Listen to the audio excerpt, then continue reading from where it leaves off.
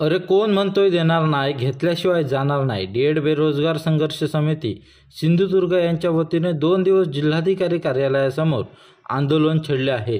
स्थानिक शिक्षक भरतीत 80% प्राधान्य द्या, गुणवत्ता मेरिटवर शिक्षण सेवक म्हणून सरसकट नियुक्ती. सिंधुदुर्ग जिल्हा दुर्गम डोंगरी निकष ओळखून धोरण अंमलात आणणे, 15 मार्च 2024चा शासन निर्णय रद्द करा आदी मागण्या करण्यात आल्या. यावेळी आंदोलनकर्त्यांनी प्रशासनाविरोधात शाळा आमची पोरं आमची, शिक्षक कशाक भायलो अशी घोषणाबाजी केली. जोपर्यंत आम्हाला न्याय मिळत नाही तोपर्यंत आम्ही या जागेवरून उठणार नाही असा पवित्रा डीएड बेरोजगार संघर्ष समितीने घेतला आहे.